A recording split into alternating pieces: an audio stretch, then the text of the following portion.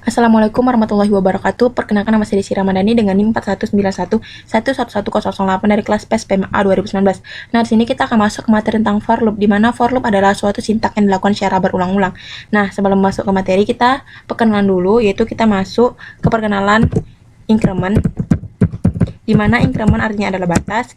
Kita buat A sama dengan 1.210 dan B sama dengan 1.2 0,5.210, di mana titik 2 ini artinya adalah batas. Apabila kita run, maka akan muncul perbedaan dari A dan B, di mana A ini adalah increment dengan penambahan 1 di setiap stepnya, yaitu kita bisa lihat A sama dengan 1, 2, 3, 4, sampai 10. Nah, sedangkan si B adalah increment dengan penambahan 0,5 di setiap stepnya, bisa kita lihat B sama dengan 1, 1,5, 2,5, dan seterusnya. Nah, kita lanjut ke materi kita, yaitu for loop. Kita buat for loop. Nah, di mana kita buat for i sama dengan, kita misalkan 1 sampai 3, di mana kondisinya itu i sama dengan 1 sampai 3. Nah, kita misalkan i, di mana i ini berfungsi untuk dapat dilakukan secara berulang-ulang sesuai dengan kondisi yang kita buat. Nah, di sini kita buat perjelas, yaitu display buka kurung 1 loop.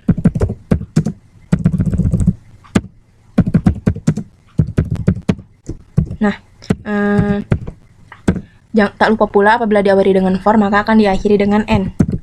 Nah, selanjutnya apabila kita run, maka akan muncul yaitu i sama dengan 1 loop, dan seterusnya, terjadi pengulangan. Nah, misalkan kita buat incrementnya itu 0,5.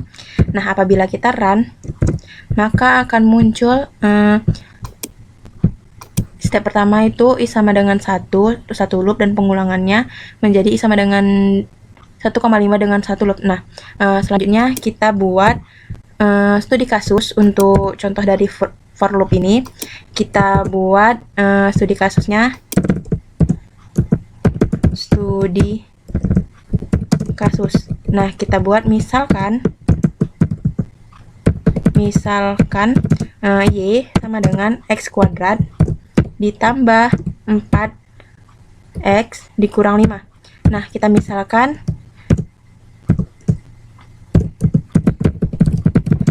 si x sama dengan, kita buat incrementnya min 10 sampai 10. Nah, selanjutnya kita buat penyelesaiannya, yaitu kita buat x sama dengan batasnya tadi itu adalah min 10 sampai 10. Nah, sedangkan si y kita buat itu adalah array kosong, dimana maksudnya itu adalah setiap komponen y dengan indeks sekian akan dimasukkan ke komponen x dengan indeks sekian. Nah, apabila kita run, maka dapat kita buat si x sama dengan, nah, si x ini adalah increment dengan min 10 sampai 10. Nah, jika kita ingin tahu panjang dari si x ini, kita buat length x.